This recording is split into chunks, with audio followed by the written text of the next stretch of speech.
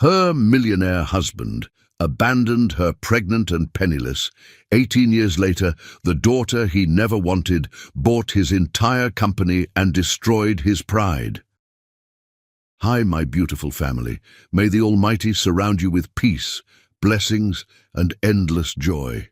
Every story I bring is not just a tale, it is my soul, my sleepless nights, my prayers, and my heart poured out for you. But when some of you leave halfway, it feels like you cut the wings of my dreams. It wounds my spirit, it breaks my hard work, and it damages the reputation I built with love and honesty. I ask you, why would you hurt someone who gives you everything? Please, honor my effort, stay with me till the last second. If you are truly here, comment present. If you truly believe in me, comment I am with Mr. Peter. And to my new family, if you wonder who I am, ask the old family.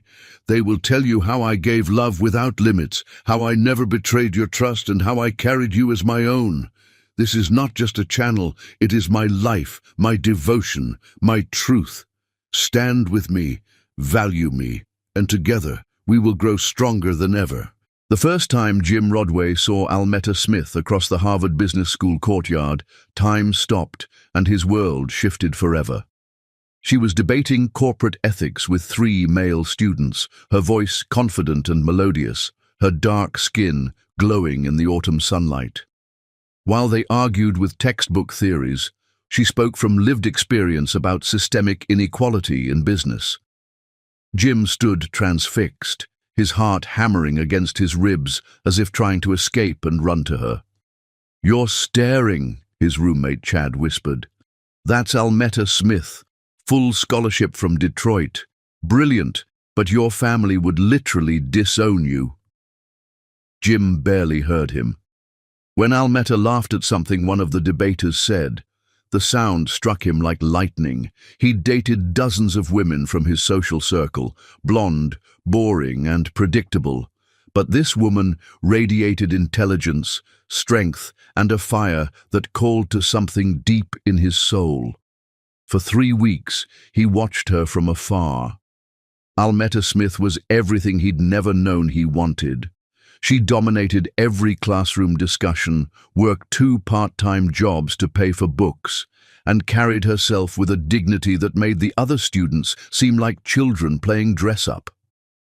Finally, Jim gathered his courage. He found her in the library at midnight, surrounded by towers of books, her natural hair pulled back in a messy bun, glasses perched on her nose.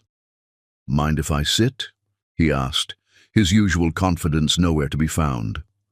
She looked up, and her dark eyes studied him with sharp intelligence. "You're Jim Rodway. Your family owns half of Boston's real estate." "Guilty." He sat down carefully as if sudden movements might scare her away. "And you're Almetta Smith.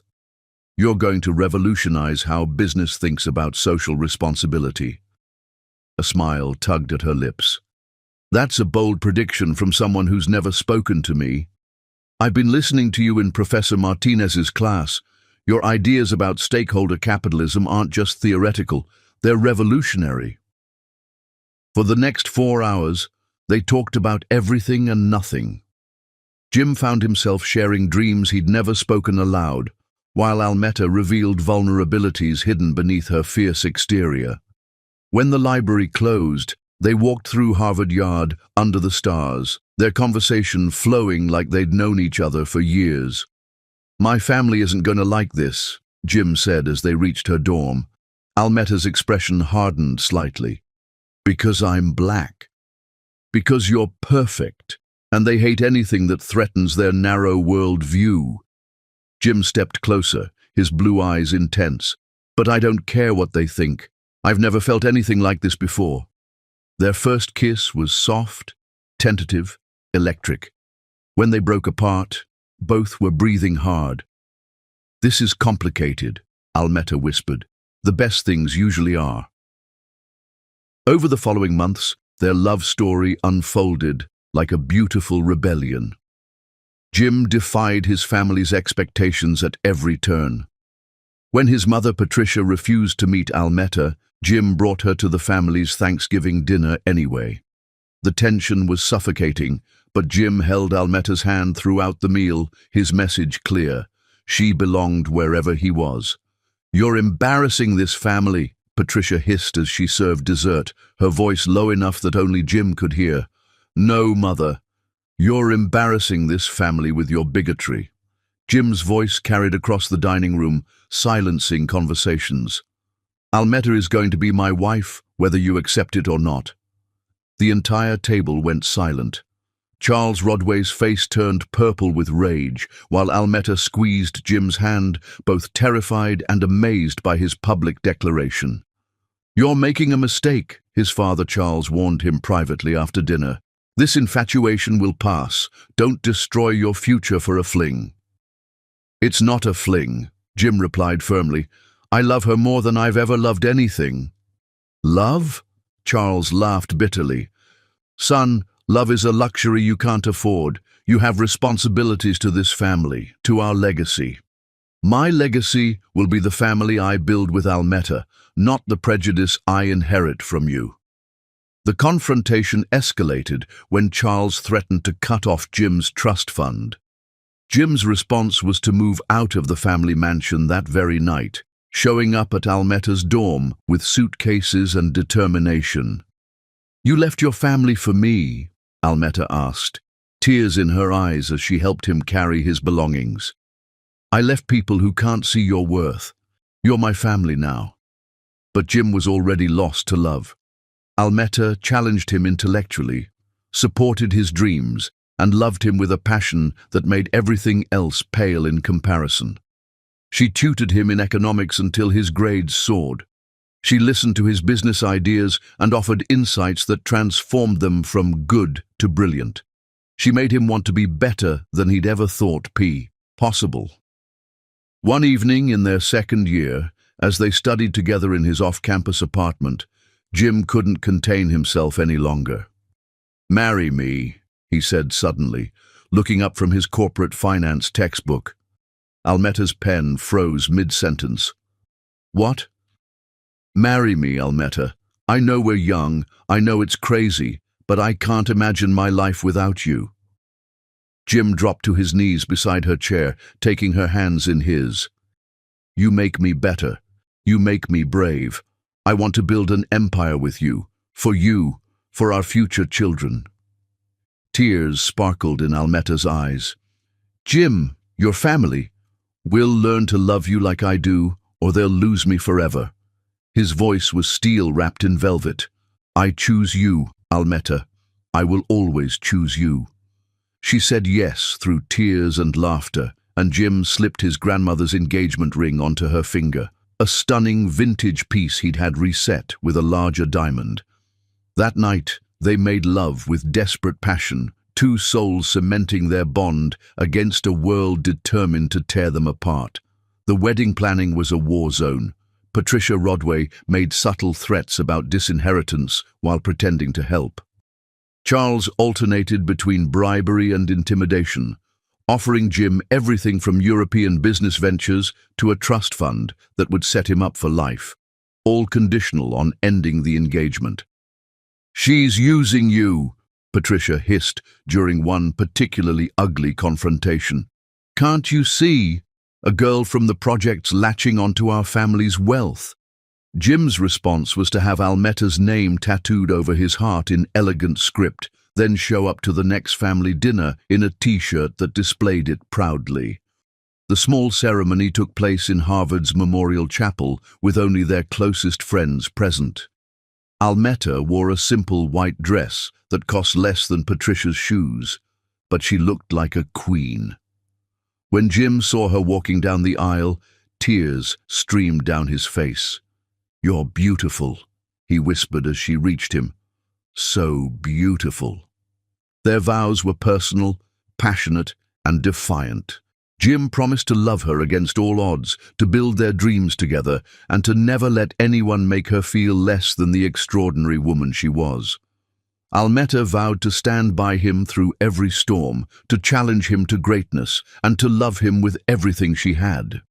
When the minister pronounced them husband and wife, Jim kissed her like his life depended on it. The small crowd erupted in cheers, but Jim and Almeta only had eyes for each other.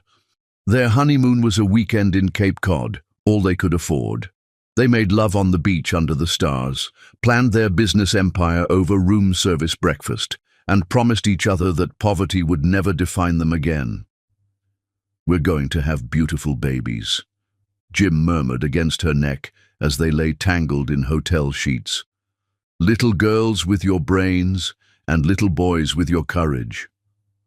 "What if they have your stubbornness?" Almeta teased, tracing patterns on his chest. "Then God help the world." 3 months later, Almeta missed her period. The pregnancy test showed 2 pink lines, and their joy was indescribable. Jim cried when she told him, spinning her around their tiny apartment until they were both dizzy with laughter. "I'm going to be the best father," he promised, his hands protective on her still flat stomach. "Our child will grow up knowing they're loved beyond measure." "And knowing they can achieve anything," Almeta added. "No limits, no barriers." Jim knelt and kissed her belly tenderly. "Hello, little one. Your daddy loves you already." That night, Jim called his parents to share the news. The silence that followed was deafening. "Congratulations," Charles finally said, his voice flat. "I suppose we should discuss the future." "The future is perfect," Jim replied. "Almeta and I are going to raise an amazing child." "Son, it's time we had a serious conversation about your inheritance and your responsibilities to this family." But Jim was too happy to let his father's disapproval dampen his spirits. He had everything he'd ever wanted: the love of an extraordinary woman, a brilliant child on the way, and dreams big enough to conquer the world. As he held Almeta that night, feeling her peaceful breathing against his chest, Jim made a silent promise. No one would ever hurt his family. No one would ever make his wife or child feel unwanted or unwelcome. Their love would be their fortress, and their family would be their legacy. He had no idea that in 6 months he would break every promise he'd ever made. Chapter 2. The perfect storm of betrayal. The call that would destroy everything came at 3:47 a.m. on a Tuesday in February, when Almeta was 8 months pregnant and glowing with anticipation of meeting their daughter soon. "Mr. Rodway?" The voice was Dr. Harrison, the family physician. "I'm sorry to inform you that your father suffered a massive heart attack. He passed away 20 minutes ago." Jim's world tilted on its axis. Even at 8 months pregnant, Almeta immediately wrapped her arms around him as he crumbled, his sobs echoing through their small Cambridge apartment. Charles Rodway, for all his faults, had been the giant whose approval Jim had spent his life seeking. The funeral was a spectacle of Boston's elite, held at Trinity Church with over 1,000 mourners. Jim, hollow-eyed and devastated, delivered a eulogy that brought the congregation to tears. Almeta stood beside him, her pregnancy showing beautifully in her black dress, providing the strength he desperately needed. "Your father would be proud," she whispered as they left the church. "You honored him perfectly." But the real devastation was yet to come. 3 days later, the family gathered in Charles Rodway's mahogany-paneled office for the reading of the will. Patricia sat rigid in her chair, tissues clutched in her manicured hands. Jim held Almeta's hand tightly, both of them exhausted from grief and the demands of her pregnancy. Harold Blackwood, the family attorney for 30 years, cleared his throat nervously. "This is unprecedented," he began, his usually steady voice shaking. "Charles made significant changes to his will just 2 weeks before his death." Jim's stomach dropped. Something in Harold's tone promised catastrophe. "To my beloved son James," Harold read slowly, "I leave everything, Rodway Industries, all properties, investments and assets totaling approximately $500 million. Jim exhaled in relief, but Harold raised a trembling hand. "However, this inheritance comes with one absolute condition that cannot be contested or circumvented." The silence in the room was suffocating. Almeta's hand tightened in Jim's. James must divorce his current wife within 30 days of my death and remain unmarried for a period of 5 years. If he fails to meet this condition, every asset will be donated to the United Foundation for Traditional Family Values. No exceptions, no alternatives. The words hit Jim like a physical blow. Almeta gasped, her free hand instinctively protecting her swollen belly. Patricia's tissues fell forgotten as her mouth opened in shock. "This is insane," Jim managed. "He can't do this." "I'm afraid he can," Harold said gently. "The will is ironclad. I tried to dissuade him, but Charles was adamant. He believed this was the only way to preserve the family legacy." Jim stared at the legal documents, his mind reeling. $500 million, his father's life work, the empire he'd been groomed to inherit since childhood, all of it contingent on abandoning the woman he loved and their unborn child. "Surely there's a way to contest this?" Almeta asked, her voice steady despite the tears streaming down her cheeks. Harold shook his head. Charles anticipated every legal challenge. "The will has been reviewed by the state's best attorneys. It's unbreakable." That night, Jim paced their apartment like a caged animal while Almeta sat on their worn couch, her hands protectively cradling their child. "We'll find another way," she said quietly.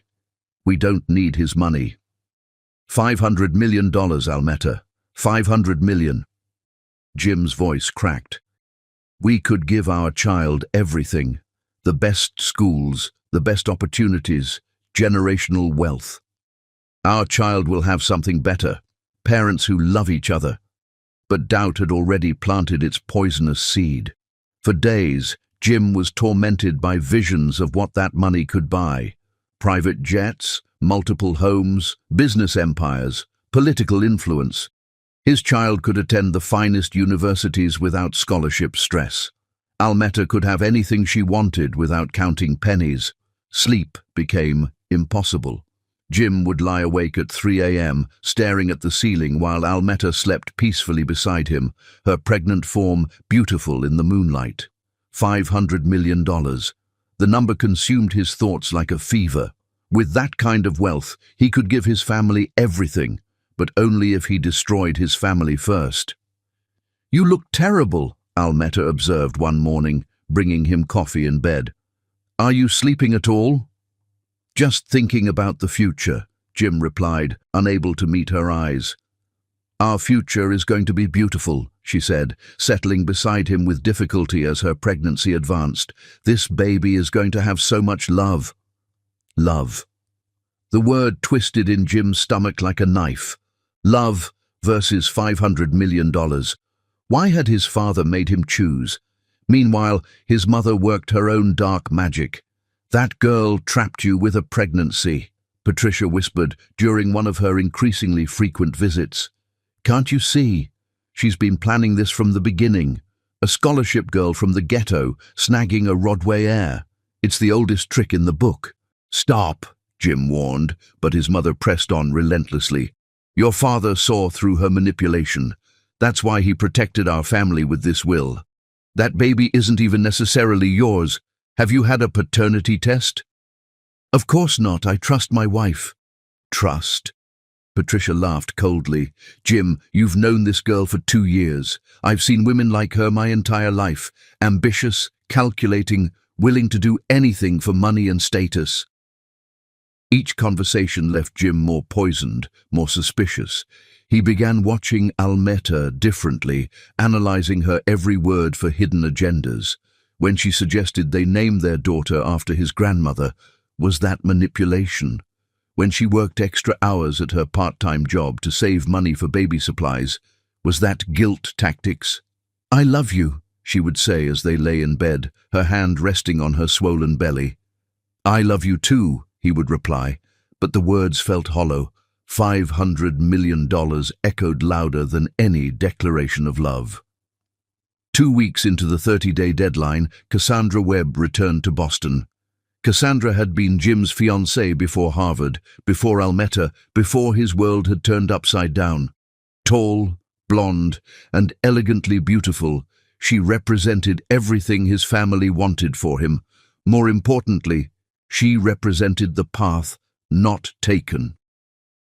"I heard about your father," she said when she appeared at his office, "and about his will." "Cassandra, I can't." "I know about the conditions, Jim.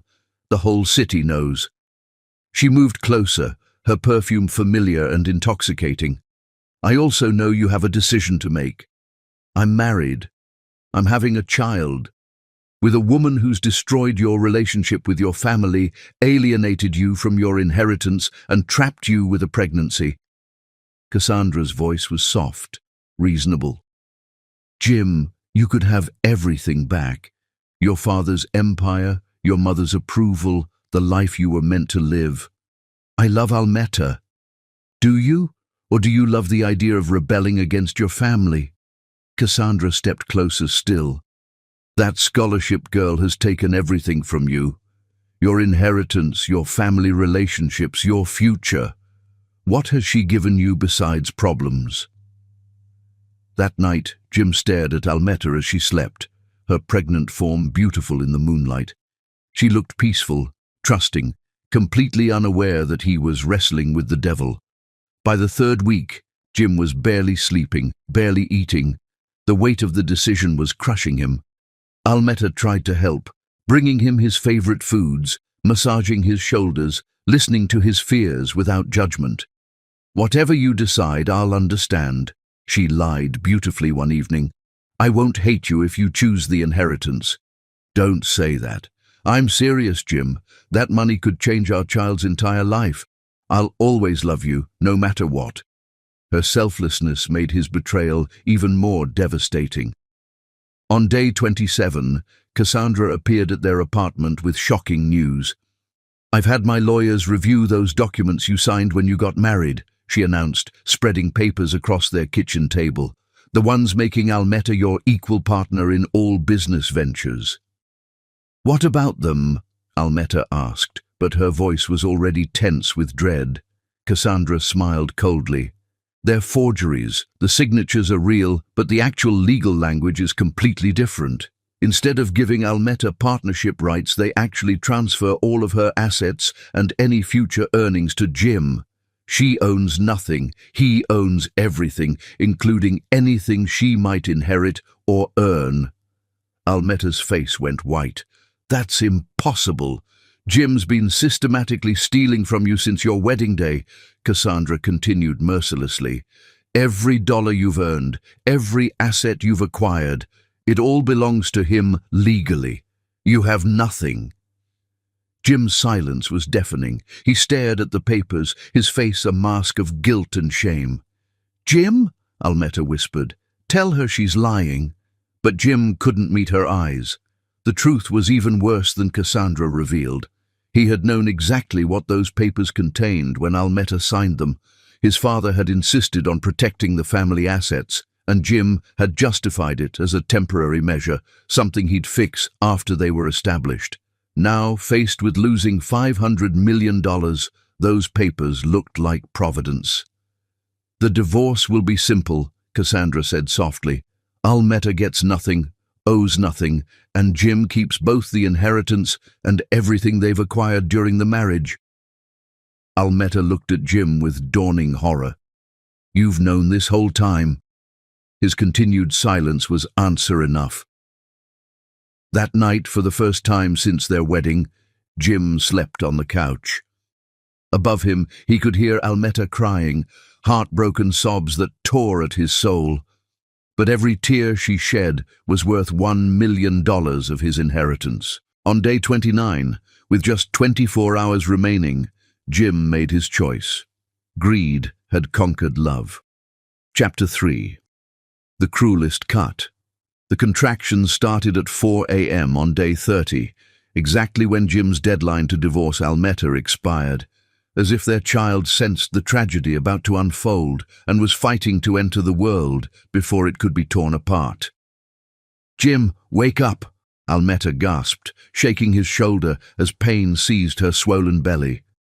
"The baby's coming." Jim jolted awake on their couch, his neck stiff from another night avoiding their marital bed. For a moment, seeing Almeta doubled over in pain, his husband instincts kicked in. He jumped up, grabbing her hospital bag and keys. "It's okay, sweetheart. We'll get you to the hospital. Everything's going to be fine." But as he helped her to the car, Jim's phone buzzed with a text from Cassandra. "Papers are ready. Car waiting at hospital to take you to courthouse. Don't lose 500 million for one night of guilt." The 20-minute drive to Boston General was torture. Almeta gripped his hand between contractions, her face shining with sweat and determination. "She's early," Almeta panted, "but she's strong. I can feel it." "Just like her mother," Jim replied automatically, though his voice sounded hollow even to him. At the hospital, everything moved quickly. Almeta was wheelchair rushed to the maternity ward while Jim handled admissions paperwork. His hands shook as he signed forms, knowing these would be among the last documents he'd ever sign as her husband. Dr. Rodriguez, their obstetrician, examined Almeta and smiled. "You're almost fully dilated. This little one is eager to meet the world." "Where's Jim?" Almeta asked, looking around the delivery room frantically. "He's just making some phone calls," a nurse assured her. "He'll be right back." But Jim wasn't making phone calls. He was standing in the hospital corridor, staring at divorce papers that Harold Blackwood had just delivered personally. "I'm sorry it's come to this," the elderly lawyer said gently. "But if you don't file these within the next 6 hours, you lose everything. Your father's will specifies midnight on the 30th day. She's in labor," Jim said numbly. "I know, the timing is unfortunate, but business waits for no one, not even births." Through the delivery room window, Jim could see Almeta searching for him, her face twisted with labor pain and confusion. She needed him. Their child was coming into the world, and she needed her husband beside her. Instead, Jim turned away and signed the papers. The next 4 hours were the longest of Almeta's life. She labored alone except for nurses, asking constantly for Jim, unable to understand why he'd disappeared during the most important moment of their lives. "Please find my husband," she begged Dr. Rodriguez between contractions. "I need him here." "I'm sure he'll be back soon," the doctor replied, but his expression was troubled. In 30 years of delivering babies, he'd never seen a father vanish during active labor. At 2:17 p.m., Melody Rodway entered the world screaming with indignation, as if she already sensed the injustice awaiting her. She was perfect. 8 pounds, 2 ounces of pure beauty with Jim's blue eyes and Almeta's determined chin. "She's gorgeous," Dr. Rodriguez said, placing the baby on Almeta's chest. "Absolutely perfect." Almeta wept as she held her daughter for the first time. "Hello, baby girl. Mummy's here. Daddy's coming soon." But Daddy wasn't coming. At 2:45 p.m., while Almeta was being stitched up and cleaned, Jim finally appeared. But he wasn't alone. Harold Blackwood accompanied him, along with 2 courthouse officials and a notary public. "Mrs. Rodway," Harold said formally, "I need to serve you with some legal documents." Almeta, still holding her newborn daughter, looked up in confusion. "What documents? Where have you been, Jim?" Jim stood at the foot of her hospital bed, his face a mask of cold resolution. "Almeta, I'm filing for divorce." The words hit her like a physical blow. "What did you say?" "You heard me. I'm divorcing you, effective immediately." "Jim, I just gave birth to our daughter 28 minutes ago. What are you talking about?" "Our daughter." Jim's laugh was bitter and cruel. "How do I even know she's mine? A girl from the projects, hooking up with anyone who could advance her position." Almeta's face went white with shock. "You can't be serious." "I've never been more serious in my life." Jim's voice turned to ice, all pretense of love evaporating. Did you really think I could love someone like you? Someone from your background? Someone like me? Almetta's voice shattered. Jim, you said you loved me. You married me. You tattooed my name on your heart. I was young and stupid. My fraternity brothers bet me I couldn't get the scholarship girl to fall for me. Congratulations, Almetta. You helped me win $5,000. The lie came so easily that Jim almost believed it himself. Almetta's face crumpled, as if he'd physically struck her. That's not true. You love me. I know you love me. Love. Jim laughed again. I used you. You were an experiment, a walk on the wild side before I settled down with someone appropriate, someone like Cassandra. As if summoned by her name, Cassandra appeared in the doorway, radiant in a white designer dress, a 3-carat engagement ring sparkling on her finger. Hello, Almetta, she said sweetly. Congratulations on the baby. Jim and I are getting married next week. Almetta looked between them, her world disintegrating. This is a nightmare. Tell me this is a nightmare. Sign the papers, Jim said coldly, and I'll make sure you get bus fare back to Detroit. I'm not signing anything. This is insane. You're having some kind of breakdown. Harold stepped forward with the divorce documents. Mrs. Rodway, I'm afraid you have no choice. The prenuptial agreements you signed give you no rights to any marital assets. You'll leave with exactly what you brought to the marriage. Which was nothing, Cassandra added with false sympathy. The baby, Almetta whispered, clutching Melody closer. She's your daughter. Prove it, Jim said. And even if she is, I don't want her. A constant reminder of my biggest mistake. No, thank you. Jim, please, this isn't you. Something's wrong. You're not thinking clearly. But Jim was already turning away. Security will escort you out once you're discharged. Don't try to contact me. Don't try to come to my home or office. You're nothing to me now. You always were nothing. As Jim and Cassandra left together, Almetta heard him say, 500 million, baby. We'll build an empire. Cassandra's laughter echoed down the hospital corridor like breaking glass. Alone in the hospital room, still bleeding from childbirth, holding a daughter whose father had just denied her existence, Almetta finally broke.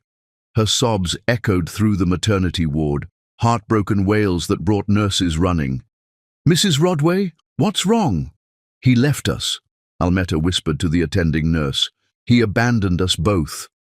Dr. Rodriguez examined the divorce papers that had been left behind and shook his head in disgust. In 30 years of practice, I've never witnessed anything so cruel. What am I going to do? Almetta asked, her voice breaking. I have no money, no home, no family here. How do I take care of her? The doctor was quiet for a long moment, watching baby Melody sleep peacefully in her mother's arms. You'll find a way. Mothers always do. And someday, that man will realize what he destroyed. But that provided no comfort to Almetta as she spent her first night as a single mother in a hospital bed, holding her perfect daughter and trying to figure out how they would survive. Outside her window, snow began to fall on Boston, as if the sky itself was weeping for the family that had just been destroyed by greed and cowardice. At midnight, Jim officially inherited $500 million. By morning, Almetta and Melody were homeless. Chapter 4. Surviving the Storm. The women's shelter smelled like disinfectant and broken dreams, but it was the only roof Almetta could find for herself and 3-day-old Melody after being discharged from the hospital with nowhere to go. Bed 14, the intake coordinator said without looking up from her paperwork. Lights out at 10 p.m., breakfast at 6 a.m., no visitors, no alcohol, no drugs. Break the rules, you're out. Almetta clutched her hospital bag and Melody's carrier, surveying the dormitory-style room filled with narrow cots and desperate women. Some stared at her with curiosity, others with barely concealed hostility. A teenage girl with track marks on her arms sneered at the sight of Almetta's wedding ring. Fresh divorce? The girl asked mockingly. Let me guess. Rich husband traded you in for a newer model? Almeta didn't answer. She was too exhausted to explain, too heartbroken to relive the betrayal that had landed them here. She simply found her assigned bed, set up Melody's borrowed bassinet, and tried not to cry. That first night was hell. Melody cried constantly, her newborn wails echoing through the shelter and earning glares from women trying to sleep. Almeta paced the hallway at 2 a.m., rocking her daughter and whispering apologies. I'm sorry, baby girl. Mama's so sorry. We'll find somewhere better, I promise. But better seemed impossible. Almeta had exactly $47 to her name, money she'd hidden in her purse that had survived Jim's financial theft. She had no family to call. Her parents had died in a car accident during her sophomore year at Harvard, and she'd burned bridges with childhood friends when she left Detroit for Boston's elite world. On her fourth day at the shelter, Rosa Martinez found her crying in the bathroom while Melody screamed in her arms. First time? Rosa asked gently. She was 40-something, with kind eyes and calloused hands that spoke of hard work. First time homeless, yes, hopefully the last. What happened? Almeta told her story, the whirlwind romance, the betrayal, the divorce papers served in a maternity ward. Rosa listened without judgment, occasionally shaking her head in disgust. Men like that should burn in hell, Rosa said finally. But crying won't feed your baby. You need a plan. Rosa became Almeta's lifeline. She'd been in and out of shelters for years, knew every resource, every program, every trick for survival. She taught Almeta how to stretch formula, where to find free diapers, which churches served the best meals. Rule 1, Rosa explained as they waited in line for free breakfast. Never let them see you broken. The moment they think you're weak, they'll treat you like garbage. I feel broken. Feeling it and showing it are different things. That little girl needs to see strength, not defeat. Almeta took the advice to heart. She applied for welfare, food stamps and housing assistance, enduring condescending social workers who treated her like a statistic instead of a Harvard MBA who'd lost everything through betrayal. Education, the welfare clerk asked, barely glancing up from her computer. Master's degree in business administration from Harvard. The clerk snorted. Right, and I'm a rocket scientist. Put down high school diploma. The humiliation was constant, but Almeta swallowed her pride for Melody's sake. Her daughter needed food, shelter, and healthcare. Dignity was a luxury she couldn't afford. The welfare office became a weekly ritual of degradation. Caseworkers spoke to her like she was mentally deficient, making her repeat information multiple times and questioning every detail of her story. You say you have a master's degree from Harvard? Asked Mrs. Patterson, a tired-looking woman with suspicious eyes. Then why can't you find a job? I've been trying. Have you considered that maybe you're being too picky? McDonald's is hiring. Almeta bit her tongue and nodded. Yes, ma'am. I'll apply there too. And the father? Where's his child support? He terminated his parental rights. Convenient. Let me guess. You don't know where he is now. The implication was clear. Mrs. Patterson believed Almeta was lying about everything. Another welfare queen with a sob story trying to game the system.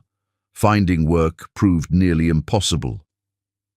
Employers took one look at her temporary shelter address and immediately lost interest.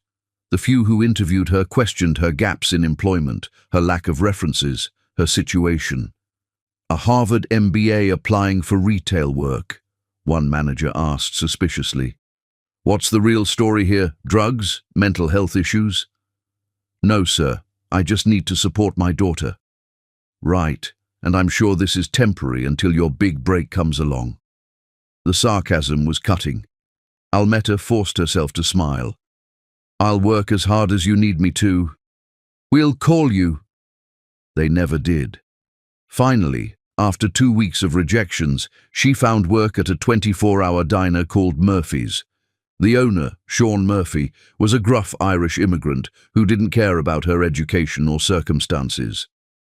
"Can you work nights?" he asked during their 5-minute interview. "Yes." "Can you handle drunk customers without calling the police every 10 minutes? "Yes."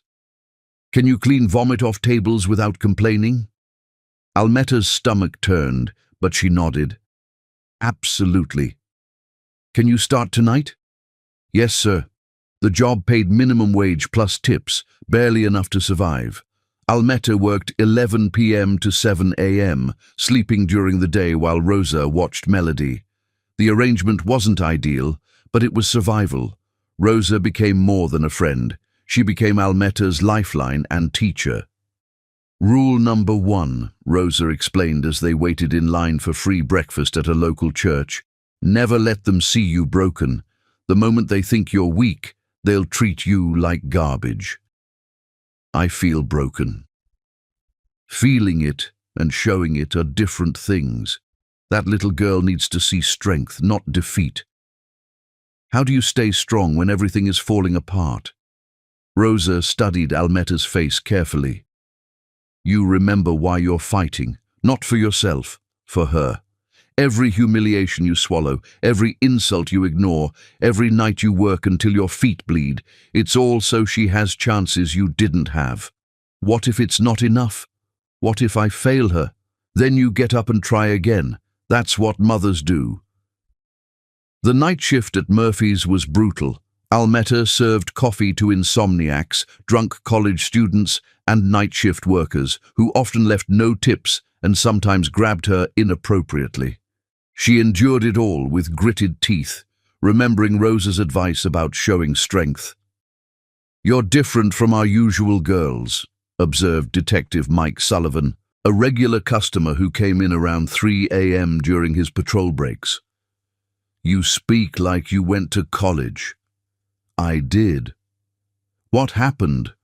Almeta poured his coffee and shrugged. Life happened. Mike became protective of her, making sure drunk customers kept their hands to themselves and sometimes leaving extra large tips. You won't be here forever, he told her one night. Whatever brought you down, you'll climb back up.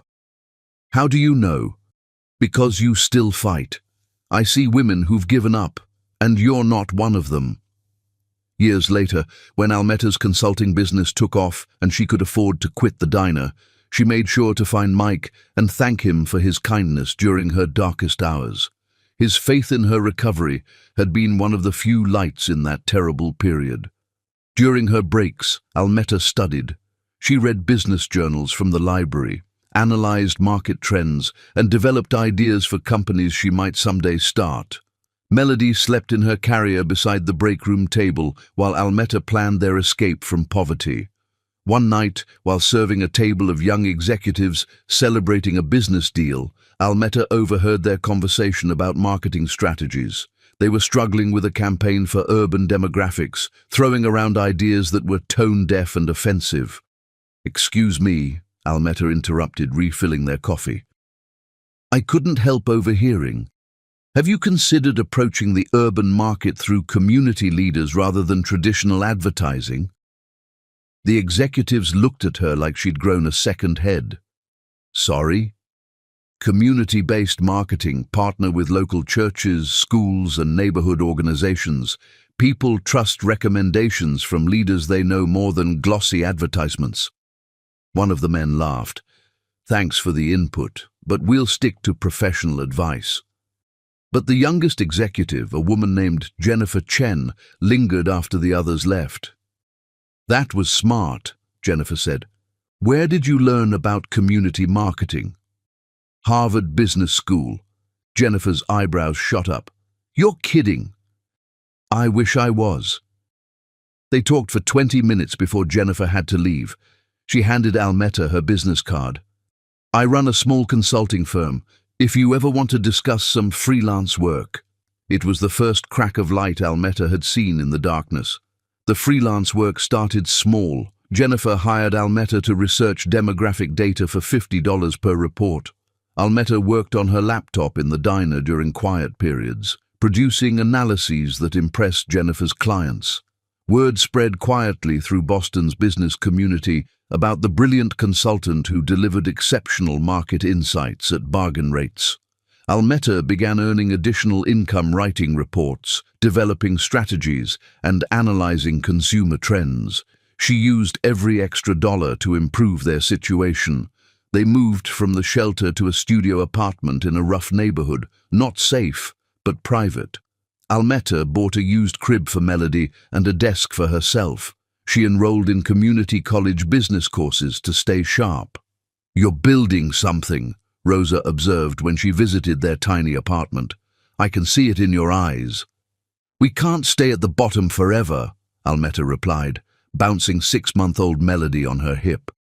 "This little girl deserves better." "What about her father?" Almeta's expression hardened. "He made his choice. We'll make ours." Rosa smiled proudly. "That's the fighter I knew you were." She became like a grandmother to Melody, and even after Almeta's success allowed them to move to better neighborhoods, Rosa remained part of their chosen family, proof that the bonds forged in struggle often proved stronger than blood. Late at night, after Melody was asleep, Almeta would stand at their single window looking out at Boston's skyline. Somewhere out there, Jim was living in luxury with Cassandra, enjoying the $500 million he'd chosen over his family. "One day," she whispered to the sleeping city, "we'll be living up there too, and when we are, he'll realize what he threw away." But revenge felt distant and impossible. Survival was all that mattered now. At 1 year old, Melody took her first steps in their cramped apartment, while Almeta was working on a consulting report. Her daughter's delighted giggles filled the space as she toddled from the crib toward her mother's desk. "Mama!" Melody squealed, reaching for the laptop keyboard. Almeta scooped her up, spinning her around the tiny room. "You're walking, baby girl. You're actually walking." As she held her daughter, Almeta made a silent vow. This poverty was temporary. This struggle was just the beginning of their story, not the end. Melody would grow up knowing she could achieve anything, become anyone, and someday, the man who had abandoned them would pay for his cruelty. Outside their window, snow began falling again. But inside their small apartment, mother and daughter danced together, building dreams from nothing but love and determination. The empire they would build together was still just a whisper of possibility, but it was growing stronger every day. Chapter 5. Building from Ashes. 5 years after being thrown out of a Boston hospital with nothing but a newborn and broken dreams, Almeta Smith stood in the conference room of Chen and Associates, presenting a marketing strategy that would revolutionize how corporations approached urban demographics. "The key is authenticity," she explained to the 8 executives seated around the polished table. "You can't market to communities you don't understand, and you can't understand them without genuine engagement." Jennifer Chen beamed with pride as Almeta commanded the room. What had started as $50 freelance reports had evolved into Almeta, becoming the firm's most sought-after strategist, though she still technically worked as an independent contractor. "Ms. Smith," interrupted Robert Kowalski, CEO of a major retail chain, "your proposals are impressive, but implementing them would require significant cultural shifts in our marketing departments." "Mr. Kowalski," Almeta replied smoothly, "significant profits require significant changes. My research shows you're losing 30% potential revenue in urban markets because your current approach alienates the very consumers you're trying to reach." Melody sat quietly in the corner, coloring in a business notebook while listening to every word. Almeta had been forced to bring her daughter to work when her babysitter cancelled, but Melody was so well behaved that nobody minded. What the executives didn't realize was that Melody wasn't just coloring, she was taking notes. Her childish handwriting filled the margins with observations like, "They don't listen to customers," and "Why don't they ask what people want?" "Mama," Melody whispered during a break, tugging on Almeta's sleeve. "Why don't they just ask people what they want instead of guessing?"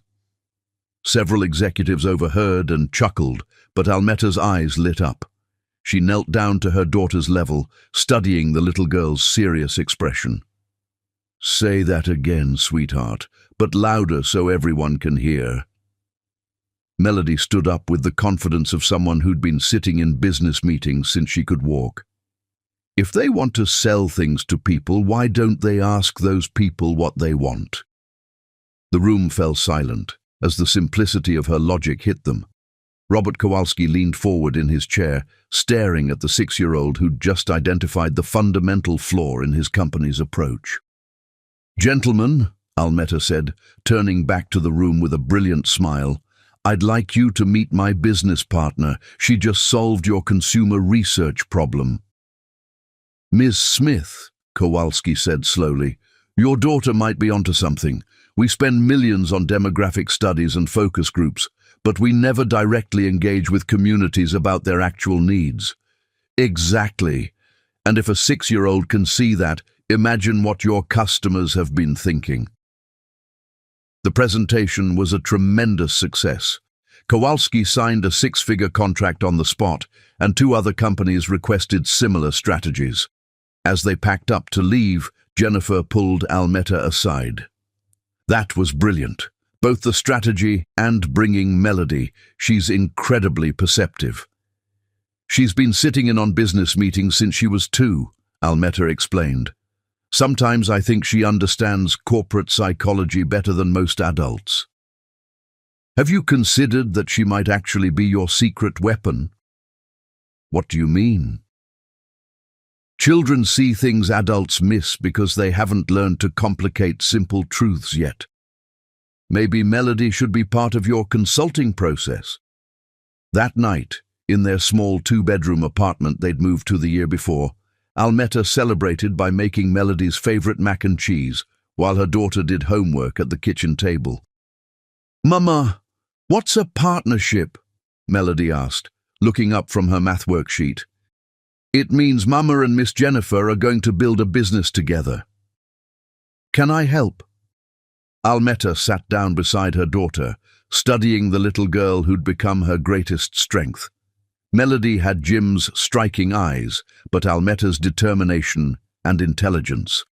At 6, she was reading at a 5th-grade level and showed an intuitive understanding of business concepts that amazed adults. "Would you like to help?" "Yes, I have lots of ideas." "Like what?"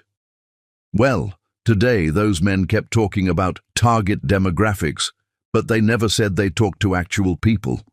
And that lady from the fashion company said teenage girls don't know what they want, but I think teenage girls know exactly what they want. Adults just don't listen." Almeta stared at her daughter with amazement. "Melody, you're absolutely right. I know, I pay attention when you work. Most adults make things too complicated." "Okay, but first we need to finish your homework. Education comes first, always." "I know, Mama, education is power, and power is freedom." It was a mantra Almeta had taught her from the beginning. Education had been Almeta's escape from poverty once before, and it would be Melody's foundation for everything. Over the next 2 years, Smith Chen's strategic consulting grew rapidly. Almeta's innovative approaches to urban marketing attracted corporate clients nationwide. She traveled frequently, taking Melody with her when possible, exposing her daughter to airports, hotels, and business meetings. "This is how successful people live," Almeta would tell Melody as they stayed in upscale hotels during business trips. "This is what we're building toward." Melody absorbed everything like a sponge. She learned to read financial statements by studying her mother's work, understood market analysis from sitting in on presentations, and developed social skills by charming clients who were impressed by her poise and intelligence. "Your daughter is remarkable," noted Patricia Williams, CEO of a Fortune 500 company, after 8-year-old Melody had politely suggested a new approach to their teen marketing initiatives. Has she considered business school? She's 8, Almeta laughed. I'm serious. My nephew goes to Harvard, and he's not half as sharp as she is. At night, after Melody was asleep, Almeta worked on expanding their business. She'd moved them to a beautiful 3-bedroom townhouse in a safe neighborhood, but she wanted more, much more. We need our own firm, she told Jennifer one evening as they reviewed quarterly reports. Smith Chen is successful, but we're still small scale. What did you have in mind? Global consulting, Fortune 500 clients, government contracts, real power. Jennifer studied her partner's face. This is about more than money, isn't it? Almeta was quiet for a moment. I want my daughter to grow up in a world where no one can take everything away from her because of who she is or where she came from. And I want certain people to realize exactly what they threw away. Almeta's voice turned steel hard. 18 years from now, I want the man who destroyed us to look up and see us owning everything he thought he was too good to share. That night, after Melody was asleep, Almeta sat at their kitchen table with newspaper clippings spread before her, articles about Jim's business successes, photos of him at charity galas, mentions of his growing wealth. She studied each one like a general planning a war.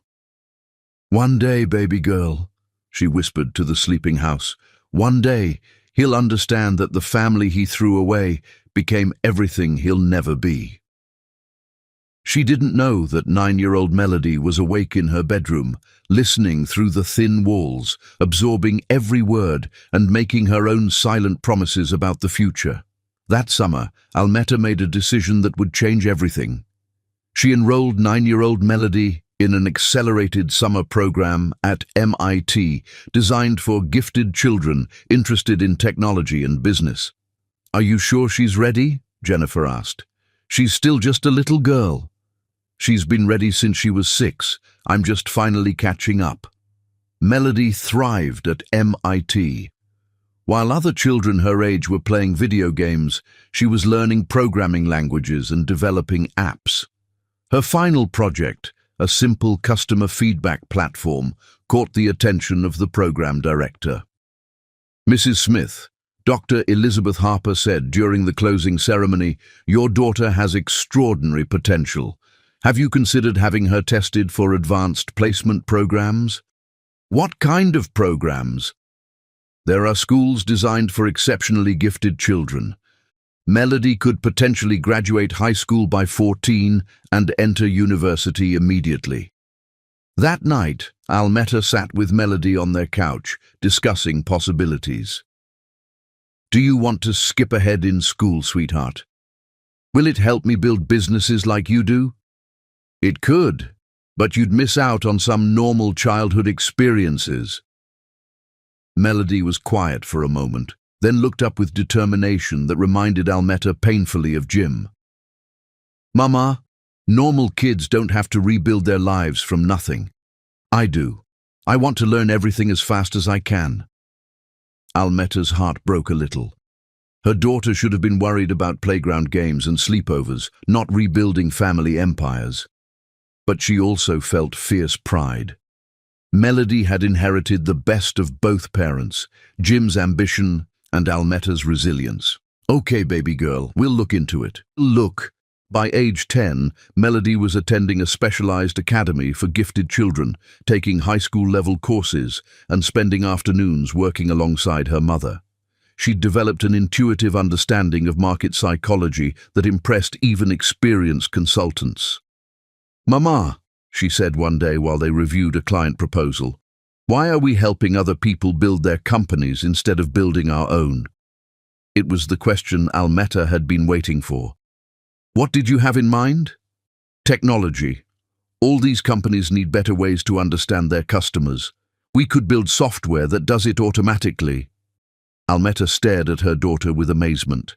Melody, that's brilliant. I know, Melody replied with the matter-of-fact confidence of a child genius. "I've been thinking about it for months." That weekend, they started planning their tech company. Almeta handled the business strategy while Melody, with help from her MIT contacts, began developing prototype software for automated consumer analysis. Smith Technologies was born in their townhouse basement with a 10-year-old CEO and her mother as COO. Their first client was Jennifer Chen, who paid them $50,000 to develop a custom analysis platform. "You realize this is insane," Jennifer said as she signed the contract. "I'm hiring a 10-year-old. "You're hiring a 10-year-old genius," Almeta corrected. "There's a difference."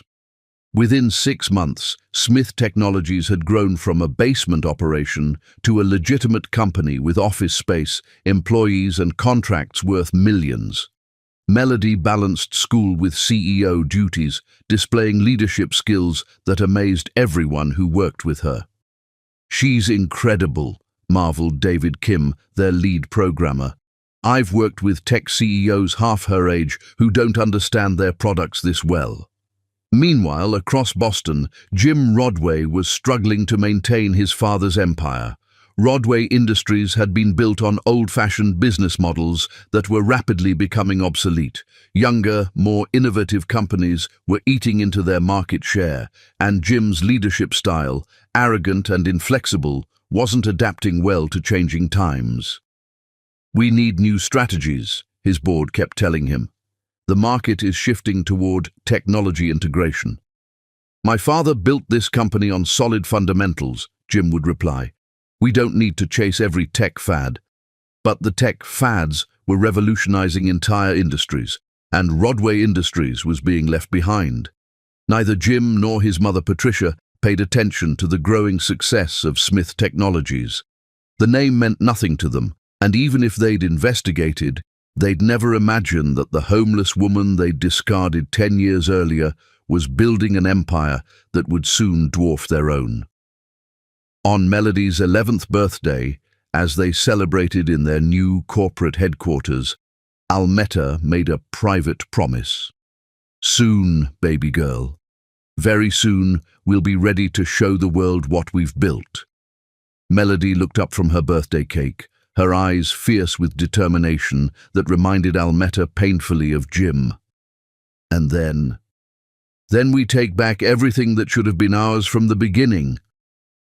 Outside their office windows, Boston's skyline glittered with possibility. Somewhere in that maze of lights and steel, Jim Rodway was losing everything he'd once stolen from them, and he didn't even know it yet. Chapter 6. The prodigy emerges. Melody. Smith discovered the truth about her father on a rainy Thursday afternoon when she was 15, sitting in her mother's office reviewing quarterly reports that showed Smith Technologies had just exceeded $50 million in annual revenue. She wasn't supposed to find the folder marked "Personal Confidential" in Almeta's locked desk drawer. She'd been looking for a spare USB drive when the drawer stuck, revealing a hidden compartment containing newspaper clippings, legal documents, and photographs spanning 20 years. The first photo took her breath away.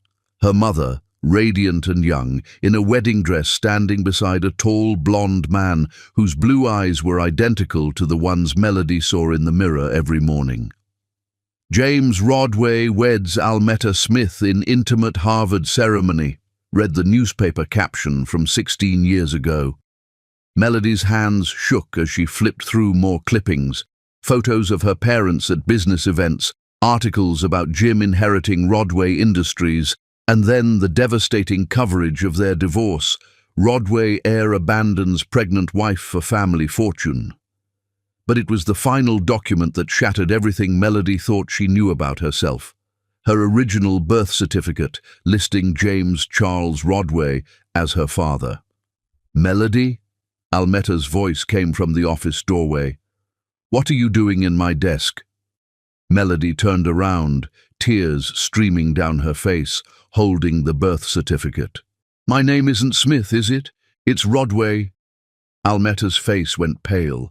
She closed the office door carefully before approaching her daughter. "How much did you read?" All of it. Melody's voice was steady despite her tears. He's my father. The man who owns Rodway Industries is my biological father, and he abandoned us before I was even born. Almeta sat down heavily in her chair. I was going to tell you when you turned 18. Why? So I could spend 3 more years wondering why I never felt like I belonged anywhere. Because I wanted you to be strong enough to handle the truth. I've been strong enough since I was 10. Melody's composure cracked. All this time, you've been building our company to compete with his, haven't you? This isn't just about business success, it's about revenge. Almeta was quiet for a long moment. Yes. Good. Melody's tears stopped, and her expression hardened into something that looked remarkably like Jim Rodway at his most determined. Tell me everything, every detail about what he did to us. Over the next 2 hours, Almeta revealed the complete story. The passionate love affair, the devastating betrayal, the divorce papers served in a maternity ward, the years of poverty and struggle. She held nothing back, watching her daughter's face grow colder with each revelation. He claimed I was just a bet, Melody asked when the story ended. His exact words. And he said he didn't want me because I'd be a constant reminder of his biggest mistake. Yes. Melody was quiet for several minutes, processing everything. When she finally spoke, her voice carried a maturity far beyond her 15 years. Show me everything else, she said suddenly. Every document, every article, every piece of evidence about what he did to us. For the next hour, Almeta spread 20 years of carefully collected materials across her office floor. Newspaper clippings about Jim's lavish lifestyle with Cassandra, financial reports showing Rodway Industries' growth built on the inheritance he'd chosen over his family. Photos of him at charity galas and business events, living the life he'd stolen from them. Look at this, Melody said, holding up a society page photo of Jim and Cassandra at a cancer fundraiser. He's donating money to help sick children while he abandoned his own healthy daughter. Melody, no, Mama. I need to see all of it. I need to understand exactly who he is. She picked up another article. Here he is talking about family values at a business conference. Family values from a man who threw his family away for money. Almeta watched her daughter's face transform as the full scope of Jim's hypocrisy became clear. The hurt was still there, but it was being forged into something harder and more dangerous. How close are we to being bigger than Rodway Industries? In annual revenue, we're about 1/10 their size, but they're hemorrhaging money while we're growing exponentially. How long before we could buy them out? Almeta blinked in surprise. Melody, that's not... How long? If current trends continue, maybe 8 to 10 years. Too long. Melody stood up and began pacing, her brilliant mind already working through possibilities. I want to graduate high school next year. Then I want to go to Harvard Business School. Sweetheart, you're only 15. I'll be 16 when I graduate. Harvard has admitted younger students before. Melody stopped pacing and fixed her mother with an intense stare. I want his alma mater on my resume when I destroy him. Melody, he threw us away like garbage, Mama. He chose money over his own child. He doesn't get to live happily ever after while we struggled. Melody's voice grew stronger with each word.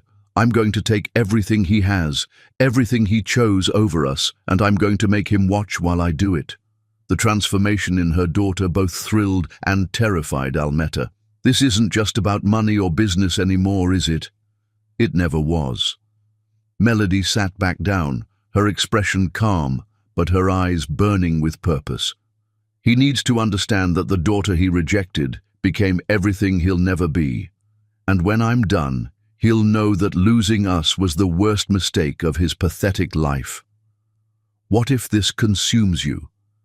What if revenge becomes more important than your own happiness? Melody considered this seriously. Mama, You spent 20 years building strength from his betrayal. You never let it make you bitter or cruel. You taught me that success is the best revenge because it proves we didn't need him." She reached for her mother's hand. "I'm not doing this from hatred. I'm doing this from justice. There's a difference." From that day forward, Melody attacked her education with frightening intensity. She completed her remaining high school requirements in 8 months, scored perfect SATs, and applied early admission to Harvard Business School with a portfolio that left admissions officers speechless.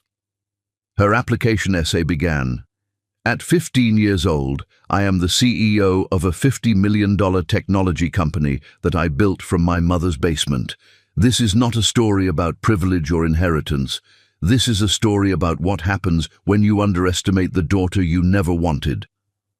Harvard accepted her immediately, but Melody wasn't content to wait for college. During her gap year, she accelerated Smith Technologies' growth with innovations that revolutionized their industry. She developed AI-powered consumer analysis platforms that predicted market trends with stunning accuracy, attracting clients from every Fortune 500 company. "She's inhuman," marveled Dr. James Patterson, a Harvard professor who consulted for Smith Technologies. "I've never seen anyone her age with this level of strategic thinking." "She's motivated," Almeta replied simply.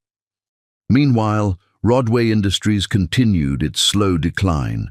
Jim's traditional business model couldn't compete with technology-driven companies like Smith Technologies, though he still didn't recognize the name or realize who was behind his competition.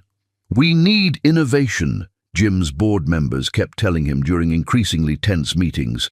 "Companies like Smith Technologies are making us look obsolete." "Smith Technologies?" Jim barely glanced up from his whiskey. "Never heard of them. They're revolutionizing corporate consulting. Maybe we should consider hiring them." "Absolutely not. Rodway Industries doesn't need outside help from some startup." But his arrogance was costing him everything. Major clients were switching to Smith Technologies, quarterly losses were mounting, and his marriage to Cassandra was deteriorating as she watched their lifestyle threatened. "You're an idiot," Cassandra told him during one of their increasingly frequent arguments. "Your pride is going to bankrupt us. My father built this company. Your father is dead, and his strategies died with him. Wake up before we lose everything." At 16, Melody started Harvard Business School as the youngest student in the program's history. She commuted from their Boston headquarters, maintaining her CEO duties while attending classes, writing papers that professors used as examples for older students. "Ms. Smith," Professor Michaela Torres said after one particularly brilliant presentation on disruptive business models, "have you considered writing a book about building Smith Technologies?" "I'm too busy actually building it to write about it yet," Melody replied. "Maybe after I'm finished." "Finished with what?" "Taking over my industry completely." Her confidence wasn't arrogance. It was accurate assessment. By her 17th birthday, Smith Technologies was valued at over $400 million and showing no signs of slowing down. They'd opened offices in New York, Chicago, and Los Angeles, employed over 500 people, and had consulting contracts with 18 Fortune 500 companies. "We're ready for the next phase," Melody told Almeta during their weekly strategy meeting, "which is direct competition. I want us to enter every market where Rodway Industries operates. Real estate development, construction, manufacturing, everything. That's outside our expertise. Then we'll acquire expertise, buy smaller companies, hire the best talent, whatever it takes." Melody's eyes gleamed with anticipation. "I want him to watch his empire crumble while ours rises to take its place. This is going to cost hundreds of millions. We'll raise the capital. I want to go public next year." Almeta stared at her daughter with amazement and slight concern. "Melody, you're 17 years old. The stress of running a public company." "I've been under stress my entire life," Melody interrupted. "First, from poverty, then from building this company, now from preparing to destroy the man who created that poverty. Stress doesn't scare me anymore. Failure does. What if he recognizes you? What if he realizes who you are before you're ready? Melody smiled, and for a moment she looked exactly like Jim had at 25. Confident, determined, and slightly dangerous. Then I'll introduce myself properly, but by then, it'll be too late for him to do anything about it. Outside their office windows, Boston sparkled in the evening light. Somewhere in that maze of buildings, Jim Rodway was drowning in debt and delusion, completely unaware that his abandoned daughter was building the weapon that would destroy him. The final phase of their long revenge was about to begin, and this time, there would be no mercy. Chapter 7. The Invisible War. At 18 years old, Melody Smith had become the youngest CEO to take a company public in American history, and she used that achievement to launch her calculated assault on her father's empire with surgical precision that would have impressed military strategists. The opening bell at the New York Stock Exchange rang at 9:30 a.m. on a crisp October morning, and by market close, Smith Technologies had raised $1.2 billion in its IPO, with stock prices soaring 340% above their opening value. "Ms. Smith," shouted reporters as Melody walked down Wall Street afterward, "what's next for Smith Technologies?" Melody paused on the steps of the exchange, looking every inch the confident young billionaire in her tailored navy suit, her hair pulled back in an elegant chignon that emphasized her striking blue eyes. "We're entering new markets," she announced to the crowd of financial journalists. "Real estate development, construction, manufacturing.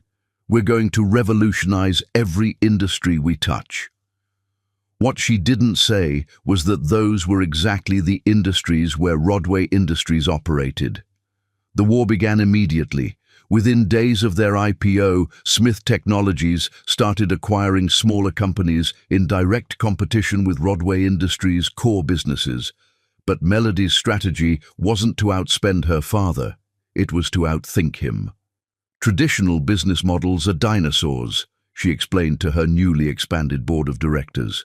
"We're not just entering these markets, we're evolving them." While Rodway Industries still operated using 1990s strategies, Smith Technologies implemented cutting-edge technology in every acquisition. They used AI to optimize construction schedules, big data to identify profitable real estate opportunities, and automation to reduce manufacturing costs. "How are they doing this so quickly?" Jim demanded during an emergency board meeting as he watched another major client switch to Smith Technologies. "They've been in our markets for 6 months, and they're already stealing our business." "They're innovative," replied board member Margaret Chen, no relation to Jennifer. "Their technology integration is years ahead of anything we're doing. Technology is a fad. Our clients value tradition and reliability." "Jim, we lost 3 more major contracts this week, all to Smith Technologies." But Jim's arrogance blinded him to the magnitude of the threat. He still didn't bother researching his competitor, dismissing them as another Silicon Valley startup that'll burn through their funding in 2 years. Meanwhile, Melody systematically dismantled his empire piece by piece. She hired away Rodway Industries' best employees by offering them 50% salary increases and stock options. She outbid them on every major project by calculating exactly how low she could go while maintaining profit margins. Most devastatingly, she offered their clients superior services at competitive prices. Her most brilliant stroke was targeting Rodway's longtime clients with personalized presentations that exposed exactly how outdated their current services were. When Brookstone Development had been using Rodway Industries for construction management for 15 years, Melody's team showed them 3D modeling software that could cut their timelines by 30% and reduce costs by 20%. Your current contractor is using 1990s methodologies, Melody explained to Brookstone's board, her presentation featuring real-time comparisons. We're offering 2025 solutions with proven results. Within 3 months, Brookstone had switched to Smith Technologies, bringing their $50 million annual contract with them. The same scenario played out across Jim's client base. Heritage Manufacturing saw Smith Technologies' automated inventory systems and realized Rodway's manual processes were costing them millions in inefficiency. Coastal Properties watched Melody's AI-powered market analysis predict development opportunities with 94% accuracy, while Rodway's traditional methods achieved only 60%. They're not just competitive, complained David Chen, Rodway's head of client relations. They're making us look like dinosaurs. Our clients are asking why we don't have the technology Smith Technologies offers. Because we don't chase every tech fad, Jim replied dismissively during a staff meeting. Our clients value stability and tradition. Jim, we've lost 8 major clients this quarter, all to Smith Technologies. Meanwhile, Melody's employee recruitment strategy was equally devastating. She identified Rodway's most talented staff members and made them offers they couldn't refuse. Sarah Mitchell, their best project manager, received a 70% salary increase and the title of Vice President of Operations. Engineering team leader Marcus Rodriguez got stock options worth potentially millions. It's like they know exactly who our key people are and exactly what would motivate them to leave, observed HR Director Patricia Wells during a retention meeting. Maybe we should consider counter-offers, suggested Tony Ramirez. With what money? Jim asked bitterly. They're offering packages we can't match.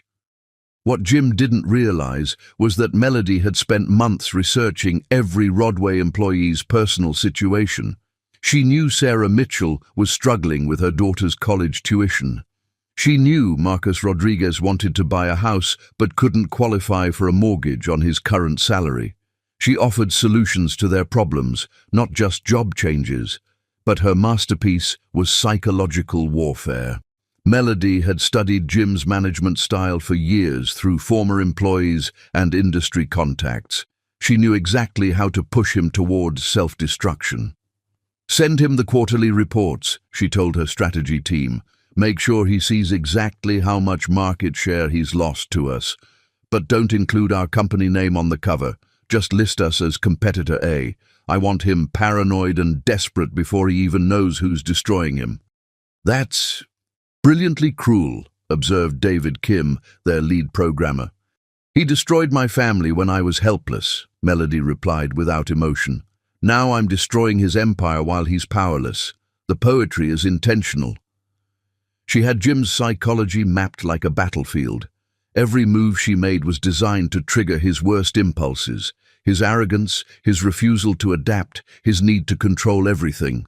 While he blamed external forces for his failures, Melody was orchestrating every disaster from the shadows. It's like they care about us as people, not just workers, Sarah had told her colleagues before leaving. When was the last time Mr. Rodway asked about my family? The answer was never, and Melody had counted on that. It's like they know our business better than we do, complained Tony Ramirez, Rodway's head of operations. Every weakness we have, they've found a solution for. Because I do know your business, Melody murmured to herself from her corner office, studying intelligence reports her team had compiled on every aspect of Rodway Industries' operations. I've been studying you my entire life. She knew Jim's management style was authoritarian and inflexible. She knew which employees were dissatisfied with their compensation. She knew which clients were frustrated with Rodway's slow adaptation to modern business practices. Most importantly, she knew exactly how much debt her father was carrying and how precarious his financial situation had become. "Ma'am," her assistant announced one morning, "we have a meeting request from Cassandra Rodway. She wants to discuss a potential consulting contract." Melody's pulse quickened. The woman who'd helped destroy her family was reaching out personally. Set it up for next week. Conference Room A. Cassandra Webb Rodway swept into Smith Technologies headquarters like she still owned the world, her designer clothes and perfect makeup projecting wealth and confidence that Melody immediately recognized as increasingly desperate. "Miss Smith." Cassandra extended a manicured hand. "Thank you for meeting with me. I've heard remarkable things about your company." Melody shook hands politely, studying the woman who'd been wearing a white dress and engagement ring in her mother's hospital room 18 years ago. Cassandra was still beautiful, but there were lines around her eyes and a tightness to her smile that suggested the perfect life wasn't as perfect as advertised. "Mrs. Rodway, what can Smith Technologies do for you?" "Please call me Cassandra. I'm here because Rodway Industries needs modernization, and your company seems to be the obvious choice for that transformation." "I see.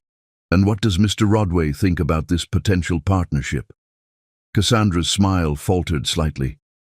"My husband is traditional in his business approach, but I handle many of our strategic initiatives now." Translation: Jim was losing control, and Cassandra was trying to save their empire behind his back. "What specific services are you looking for?" "Complete operational overhaul, technology integration, market analysis, competitive positioning. Essentially, we need you to help us figure out how to compete with companies like—" Cassandra paused, checking her notes. "Well, like yours." Melody almost smiled.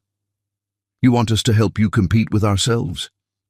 "I want you to help us stay relevant. Smith Technologies has revolutionized every market you've entered. We need to understand how you do it."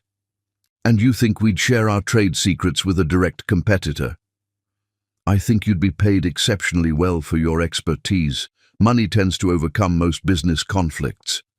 Melody leaned back in her chair, studying Cassandra with the same intensity she brought to analyzing market data.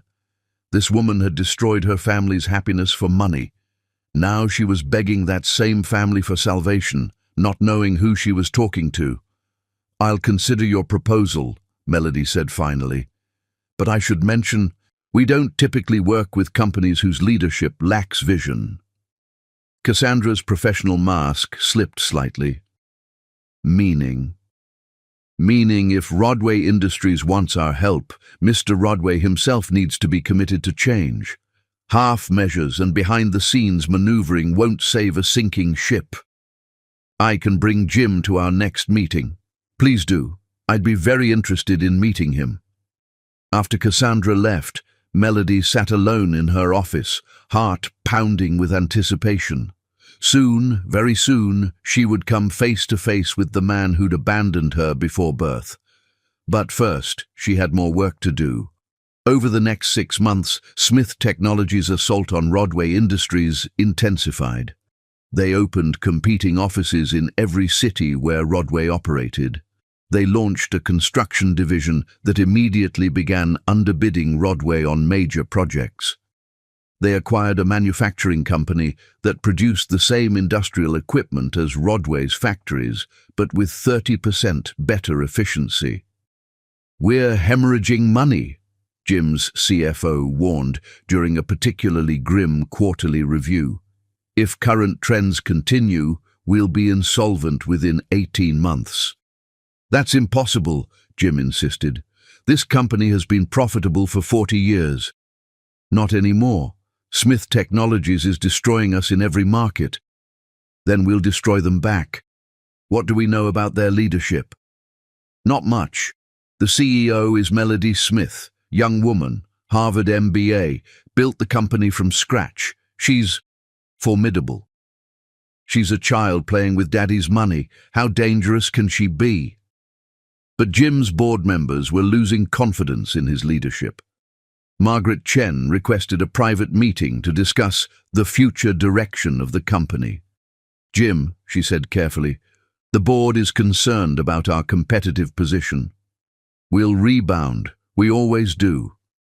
"Not this time. Smith Technologies isn't just another competitor. They're systematically dismantling everything your father built. We need new leadership, or we need to sell." Sell. Jim's voice rose dangerously. Absolutely not.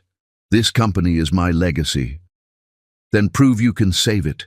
Meet with Smith Technologies. See if there's a way to work together instead of competing. I will not beg for help from some startup. Then you'll watch everything your father created disappear.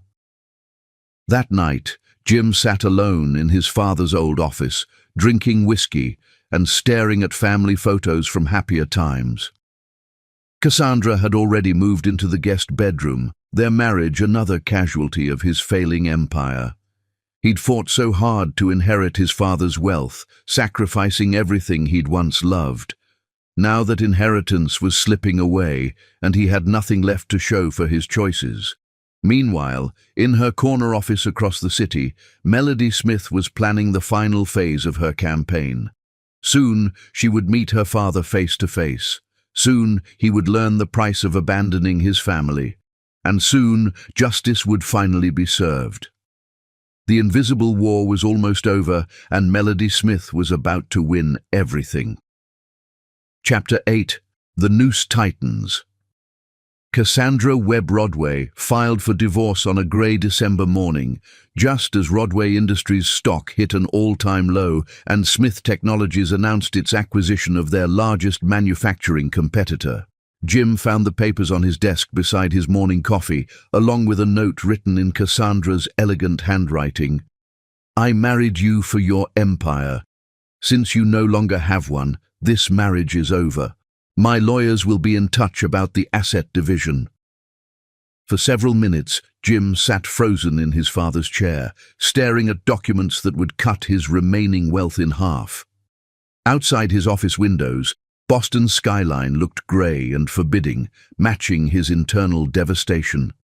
Sir? His assistant knocked timidly. The board members are here for the emergency meeting. Jim straightened his tie and tried to compose himself. Send them in. The mood in the boardroom was funeral solemn. Margaret Chen, Robert Stevens, Thomas Walsh, and 5 other board members sat around the table with expressions ranging from disappointed to openly hostile.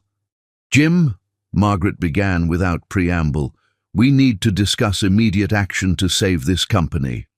I'm listening. Smith Technologies has made an informal inquiry about acquiring our construction division. Absolutely not. It's a fair offer. More than fair, actually. They're offering 30% above market value.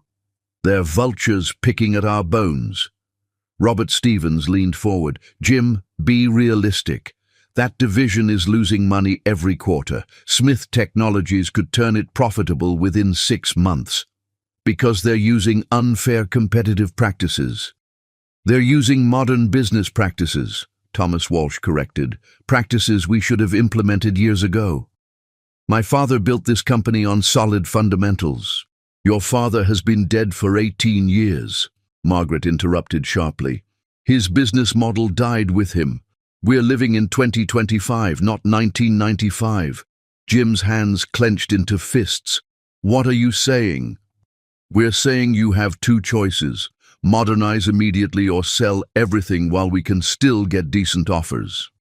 I won't sell my father's legacy to some upstart tech company. Then maybe it's time for new leadership. The words hung in the air like a death sentence. Jim looked around the table, seeing resignation and determination in faces that had once respected him. You're talking about removing me as CEO. We're talking about saving what's left of this company, Margaret replied, and that might require difficult decisions. I built this company. You inherited this company, Robert corrected, and you've nearly destroyed it through stubbornness and poor leadership. That afternoon, Jim sat alone in his office, drinking whiskey at 2 p.m. and staring at financial reports that painted an increasingly desperate picture. Rodway Industries was hemorrhaging money, losing clients, and rapidly approaching insolvency. For the first time in years, Jim allowed himself to think about the choices that had brought him here. 20 years ago, he'd had everything: a brilliant wife who loved him, a daughter on the way, and the promise of building something meaningful together. Instead, he'd chosen his father's money and his mother's approval. Now, Cassandra was gone, taking half his remaining wealth. His board wanted him removed, his empire was crumbling, and the mysterious Melody Smith, a name that nagged at him with strange familiarity, was building everything he was losing. Smith, he murmured, rolling the name around his tongue. Why did it feel significant? He'd known an Almetta Smith once, long ago, but that was impossible. She'd been a poor scholarship student who'd disappeared from his life completely. Jim pulled out his laptop and did something he'd never bothered to do before. He researched Smith Technologies' leadership team. Melody Smith, age 18, CEO and founder. Harvard MBA, daughter of Almetta Smith, company co-founder. Almetta Smith. Jim's hands began to shake as he stared at the name on his screen. It couldn't be the same woman. His Almetta had been broken, homeless, defeated when he'd last seen her. This Almetta Smith was described as a brilliant strategist and visionary business leader. But the coincidence was too strong to ignore. Smith Technologies had appeared 2 years ago and immediately begun targeting every market where Rodway Industries operated. They seemed to know his company's weaknesses better than he did. Their strategies were designed specifically to exploit his failures. "No," Jim whispered, his heart racing. "It's not possible." But even as he denied it, pieces began falling into place. The surgical precision of Smith Technologies' attacks, the way they seemed to anticipate his every move, the fact that they'd grown from nothing to threaten his entire empire in just 2 years. What if the woman he'd betrayed had spent 20 years planning this revenge? What if the daughter he'd rejected had become the weapon that would destroy him? Jim's phone buzzed with another text from his lawyer about Cassandra's divorce demands. His board was scheduling another emergency meeting. His creditors were calling daily. Everything was falling apart simultaneously, as if orchestrated by someone who understood exactly how to break him. Someone who had 20 years to study his weaknesses and plan his downfall. Someone who had every reason to hate him. "Sir?" His assistant appeared in the doorway again. "There's a Melody Smith here to see you, from Smith Technologies." Jim's head snapped up. "She's here. Now." "She doesn't have an appointment, but she said it was urgent regarding our conversation with Mrs. Rodway about potential partnerships." Jim's heart began racing. The woman who was destroying his life wanted to meet face to face. Part of him was curious about his nemesis. Part of him was terrified of what she might offer. "Send her in."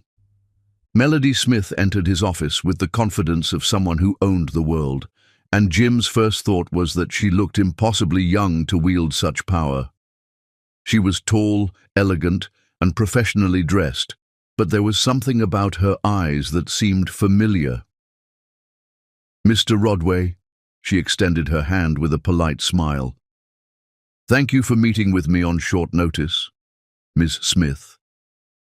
Jim shook her hand, studying her face carefully. "I have to admit, I'm curious about what brings you here personally. I wanted to discuss the future of your company." "My company's future is not your concern." Melody sat down without invitation, crossing her legs and studying him with those strangely familiar blue eyes. "Actually, it is. Smith Technologies is considering several acquisition offers for various Rodway Industries divisions. You want to buy pieces of my empire? I want to buy all of it." The blunt statement hit Jim like a physical blow. "That's not for sale." "Everything is for sale at the right price, Mr. Rodway. The question is whether you'll accept a fair offer or wait until bankruptcy forces a fire sale." "We're not bankrupt." "Not yet, but your current trajectory suggests insolvency within 12 to 18 months. Melody opened her briefcase and pulled out a folder thick with financial documents. "I've had my analysts review your company's performance. Would you like to see their projections?"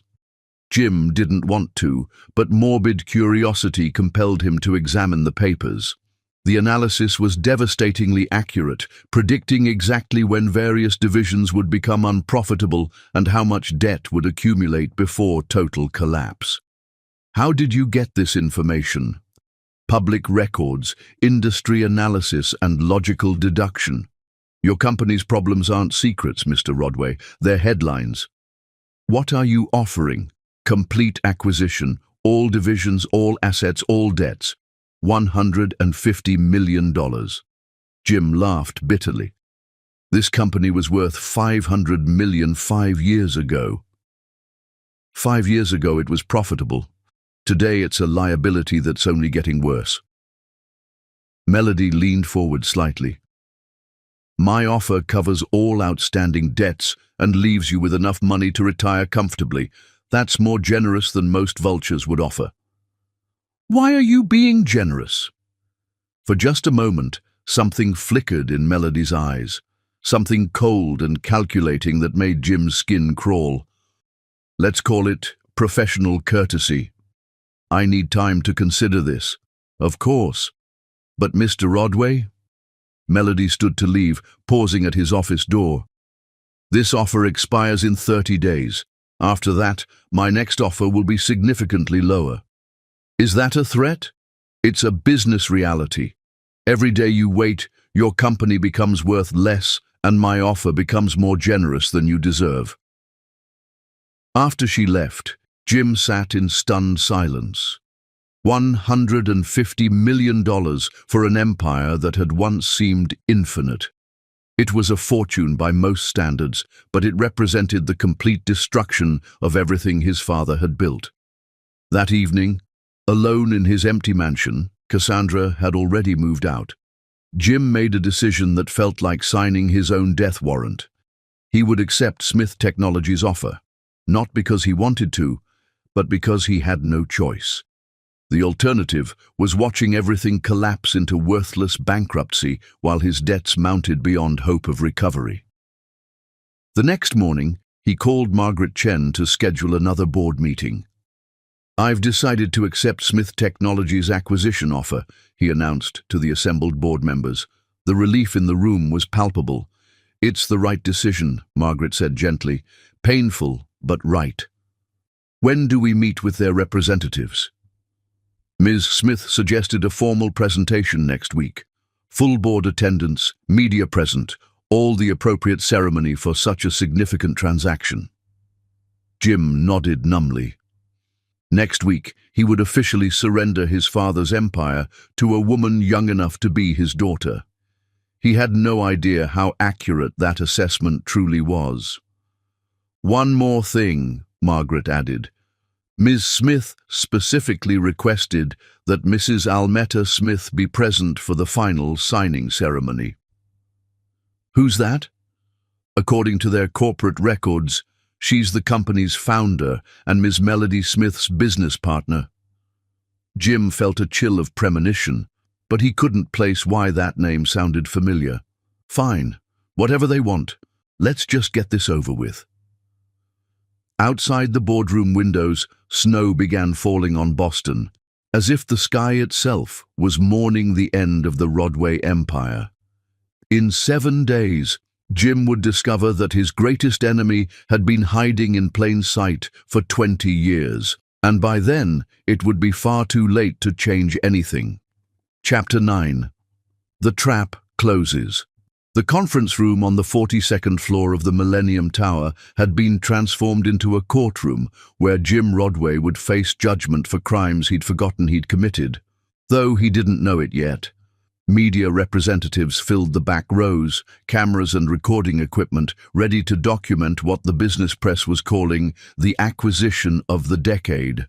CNBC, Bloomberg, and the Wall Street Journal had all sent their top business correspondents. The buzz in the room was electric. Everyone sensed this was more than a routine corporate transaction. "This is unprecedented," whispered Jennifer Walsh from Forbes to her cameraman. "A company barely 3 years old acquiring a 40-year-old empire. There's got to be more to this story." Board members from both companies sat at a massive mahogany table, legal documents stacked in precise piles, waiting for signatures that would transfer the Rodway empire to Smith Technologies. The paperwork was inches thick: contracts, asset transfers, employee agreements, intellectual property rights. 20 years of Charles Rodway's life's work reduced to legal documents. Jim arrived 15 minutes early, wearing his best suit and trying to project confidence he didn't feel. His hands shook slightly as he straightened his tie, and he'd barely slept in 3 days. Losing his father's company was devastating enough without looking weak in front of cameras that would broadcast his failure to the entire business world. "Mr. Rodway," Margaret Chen greeted him quietly, her voice filled with something that might have been sympathy. "The Smith Technologies team will be here shortly. Are you ready for this?" "As ready as anyone can be to sell their soul."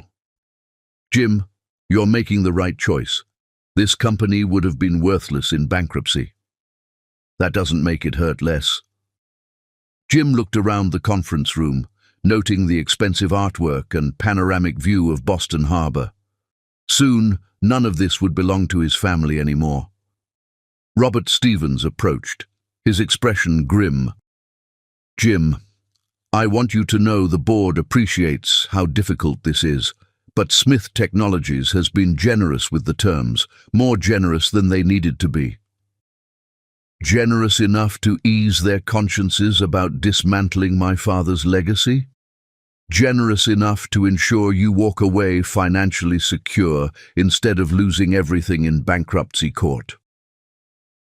At exactly 2 p.m., the conference room doors opened. The media representatives straightened in their seats, cameras turning toward the entrance.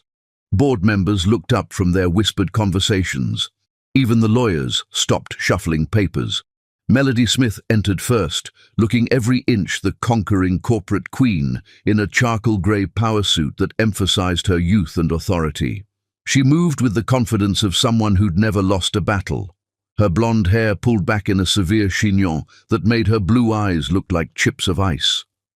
Behind her walked several Smith Technologies executives, lawyers, and financial advisors, an entourage that projected wealth and power.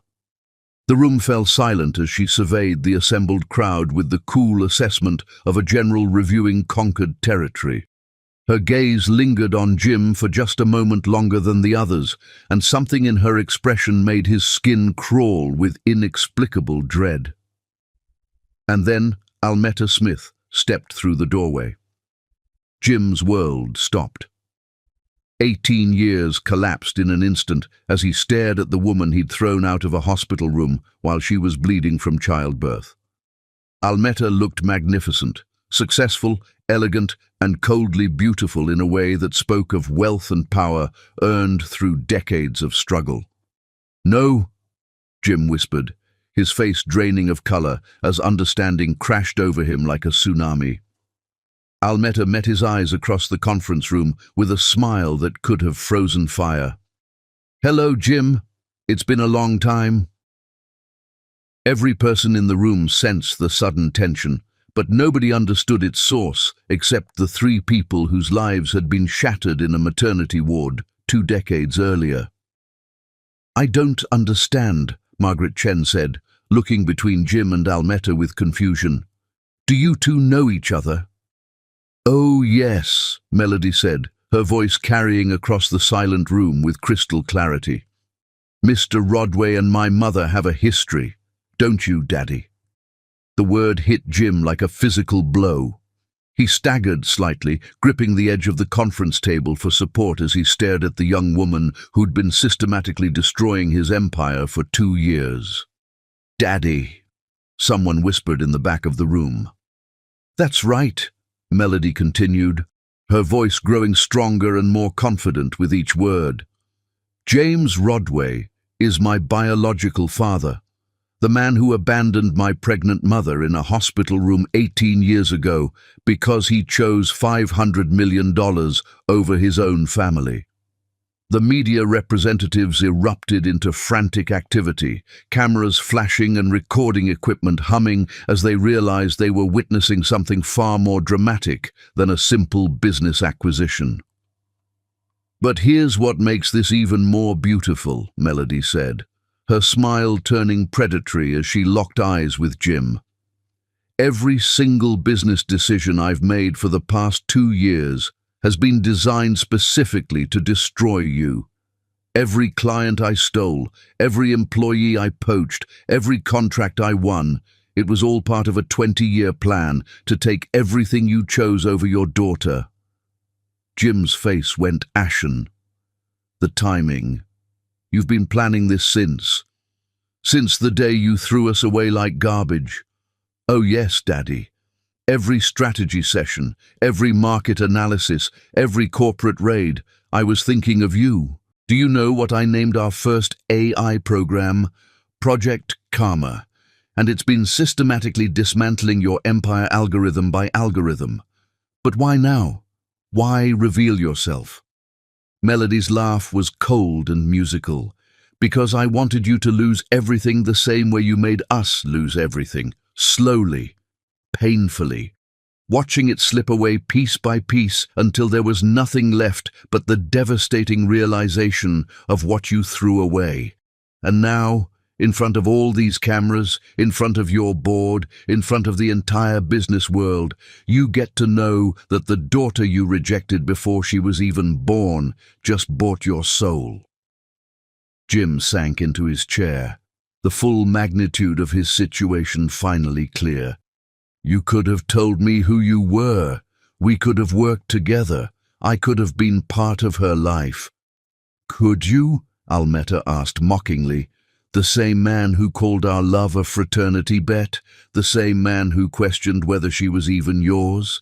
The same man who chose money over his own child?" "I was young. I made mistakes." "You made choices," Melody corrected. "And today you get to live with the consequences." Margaret Chen cleared her throat awkwardly. "Perhaps we should postpone this meeting until—" "No," Melody said firmly. "We're proceeding exactly as planned. Mr. Rodway is going to sign those papers and sell me everything he valued more than his family. Aren't you, Daddy?" Jim looked around the room desperately. The media was recording every word. His board members were staring at him with shock and disgust. The legal documents waited on the table, requiring only his signature to complete his destruction. "If I don't sign, then you'll lose everything anyway in bankruptcy court within 6 months," Melody replied matter-of-factly. "The only difference is whether you walk away with enough money to live comfortably or whether you lose everything and face criminal charges for financial mismanagement. This is extortion. This is justice." Jim stared at his daughter, his brilliant, ruthless, successful daughter who'd built an empire from nothing while he'd squandered an inheritance worth hundreds of millions. She had his eyes but Almeta's strength, his ambition but her mother's integrity. "You could have been anything," he said quietly. "You could have had anything. I am everything I chose to become, and I do have everything I wanted." Melody's voice softened slightly. "I have a mother who sacrificed everything to give me opportunities. I have a company I built with my own hands and my own ideas. I have people who respect me for what I've accomplished, not what I inherited. And what about forgiveness? What about family?" "Family." Melody's laugh was bitter. "You had a family. You threw it away for money. Today, I'm buying that money back from you." Almeta spoke for the first time in several minutes. "Sign the papers, Jim. Take the money and disappear from our lives the way you did 20 years ago." Jim picked up the pen with shaking hands. Around him, cameras captured every moment of his humiliation. His father's empire was about to belong to the granddaughter Charles Rodway had never wanted. "For what it's worth," he said as he signed the first document, "I did love your mother. Once." "Once wasn't enough," Melody replied. One by one, Jim signed away every asset, every property, every piece of the empire he'd inherited. With each signature, more of his father's legacy transferred to the daughter he'd abandoned. When the last document was signed, Melody stood and addressed the room. Ladies and gentlemen, Smith Technologies has officially acquired all assets of Rodway Industries. Effective immediately, Mr. James Rodway is terminated from all positions within the company and is banned from all company properties. She turned to face him directly. Security will escort you from the building. You have 30 minutes to collect personal items from your office. Melody? Ms. Smith, she corrected coldly. We're not family, Mr. Rodway. We never were. As security guards appeared to escort Jim from the building, he turned for one last look at the daughter he'd rejected and the woman he'd betrayed. They stood together, mother and daughter, partners in business and life, successful beyond anything he'd achieved with his inheritance. They had built something real and lasting, while he had merely managed what someone else created. "I'm sorry," he said quietly. Neither woman responded. They simply watched as security led him away from the empire that had once seemed so important and toward a future that would be very different from the one he'd imagined. Outside the Millennium Tower, Jim Rodway stood on the sidewalk with a check for $150 million and the crushing knowledge that he had just lost the most important things he'd ever had. 18 years too late, he finally understood what his father's money had really cost him, everything that mattered. Chapter 10. Justice Served. The final confrontation lasted exactly 7 minutes, but those 7 minutes erased 20 years of injustice with the precision of a surgeon's blade. Jim Rodway sat alone in the empty conference room as reporters filed out, his hands still shaking from signing away his father's empire. The check for $150 million lay on the table in front of him. More money than most people would see in a lifetime, but it felt like 30 pieces of silver. "Mr. Rodway?" A security guard appeared in the doorway. "Mom says you have 30 minutes to collect your personal items." "Mom?" "Ms. Smith, your daughter. She owns the building now." The words hit Jim like physical blows. His daughter owned everything now. The little girl he'd rejected before she was born had become the most powerful person in his world. Jim walked through Rodway Industries headquarters one final time, past cubicles and offices where employees were already packing their belongings or hanging Smith Technologies banners. The transition was swift and efficient, as if his life's work was being erased in real time. In his father's office, his office for 20 years, Jim opened desk drawers and filing cabinets, looking for items worth keeping. Photos of business achievements that no longer mattered. Awards that felt hollow now. A silver pen set his father had given him, engraved with Charles Rodway and Son. "There is no son anymore," he murmured, putting the pen set in a cardboard box. A soft knock interrupted his packing. Melody stood in the doorway, watching him with those unsettling blue eyes that mirrored his own. "May I come in?" Jim nodded, not trusting his voice. Melody entered and closed the door behind her, creating a private space for what Jim suspected would be their final conversation. "I wanted to speak with you alone," she said, sitting in the chair across from his desk, the same chair where his father had once explained that money mattered more than love. "To gloat? To ask you a question?" Melody leaned forward slightly, her piercing gaze fixed on his face. "Do you remember what you said to my mother in that hospital room?" Jim closed his eyes, the memory still painful after 18 years. "I said terrible things, unforgivable things. You said I wasn't your daughter. You claimed she was just a fraternity bet.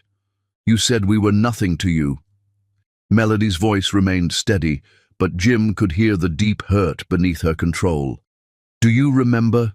"Yes. Were you lying to hurt her, or did you really believe those things?"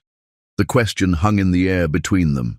Jim had asked himself the same thing countless times over the years, usually while drunk and alone in his empty mansion. "I was lying." he admitted quietly. "I knew you were mine the moment I saw you. You had my eyes, my stubborn chin, and your mother. She'd never been with anyone else. I knew she was faithful. Then why? Because I was weak. Because I chose money over love, inheritance over integrity. Because I was exactly the kind of man your mother deserved, better than—" Melody was quiet for a long moment, studying his face with an expression he couldn't read. "Do you know what the hardest part was?" she asked finally. "Tell me." "Growing up wondering if I wasn't good enough, if there was something fundamentally wrong with me that made my own father not want me." Her voice cracked slightly. "I was valedictorian of my high school class, summa cum laude at Harvard, built a billion-dollar company before I turned 19, and none of it felt like enough, because the first man who was supposed to love me had rejected me before I even took my first breath." Jim's heart shattered completely. "Melody, you are extraordinary. You're everything I could have hoped for in a daughter and more than I deserved. I know that now. It took me 18 years to realize your rejection said nothing about my worth and everything about your character." She paused, studying his broken expression. "Do you want to know the real tragedy here, Jim? What? If you had chosen us instead of the money, we could have built something incredible together. Your inheritance, my ideas, Mama's wisdom. We could have been unstoppable as a family. Instead, you chose $500 million over a family that would have been worth billions." The words hit Jim like bullets. "I threw away everything that mattered for money that meant nothing without you to share it with." "Exactly. You had a brilliant wife who loved you unconditionally and a daughter who could have inherited your ambition without your weakness. But you traded a dynasty for dollars." Melody's voice turned ice cold. "And now you're sitting in this empty office, signing away the last remnants of what you chose over us, while we've built an empire that will outlast anything your father ever imagined." Jim broke completely. Tears streamed down his face as 20 years of suppressed regret crashed over him. "I was a coward, a fool. The biggest mistake of my life wasn't losing your mother or rejecting you. It was believing that my father's money mattered more than my own family. And now? Now I have money and no family at all," Jim whispered. "While you have a family fortune that will last generations and a mother who would die for you. She almost did, multiple times, working 3 jobs, living in shelters, going without food so I could eat." Melody's voice grew stronger. "She could have given up. She could have hated you forever and taught me to hate you too. But she didn't. What did she teach you? That actions have consequences. That integrity matters more than wealth. That true strength comes from building something yourself, not inheriting something from others." Melody smiled for the first time since entering the office. "And that justice isn't about revenge, it's about truth." "What's the truth here?" "The truth is that you made a choice 20 years ago that cost you everything that really mattered. The truth is that Mama and I survived without you and built something beautiful together. The truth is that you're my biological father, but you've never been my dad." Jim felt the finality in her words like a door closing forever. "Is there any chance?" "For what? A relationship?" Melody shook her head. "I'm not angry anymore, Jim. But I'm not interested in playing father-daughter either. You had 20 years to be part of my life, and you chose not to be. So this is goodbye? This is closure." Melody moved toward the door, then paused. "But I want you to know something. Mama and I aren't vindictive people. That check is legitimate. You'll be financially comfortable for the rest of your life if you're careful with it. Why? Because we're better people than you were 20 years ago." Melody opened the door. "Try to be a better person than you were then, too." After she left, Jim sat alone in his father's office for the last time. Outside the windows, Boston hummed with activity, people building dreams, chasing ambitions, creating families that would last longer than any corporate empire. Somewhere in this city, his daughter was probably celebrating with the mother who'd raised her alone. They had each other, they had their success, and they had the satisfaction of justice finally served. Jim had a check and a lifetime of regret. As he walked out of Rodway Industries forever, carrying a single cardboard box of personal items, Jim realized that his father had been wrong about everything that mattered. Money wasn't the most important inheritance a man could leave his children. Love was. And Jim had thrown his away for numbers on a bank statement that meant nothing without someone to share them with. The security guards escorted him to the street, where his driver waited with his car. As they pulled away from the building, Jim saw Melody and Almetta standing together in the lobby, watching his departure through floor-to-ceiling windows. They looked like queens surveying their kingdom, and they were. 18 years after being thrown away like garbage, they had reclaimed everything and more. The daughter Jim hadn't wanted had become everything he'd never been. The woman he'd betrayed had built a legacy that would outlast his father's empire. Justice hadn't just been served, it had been earned.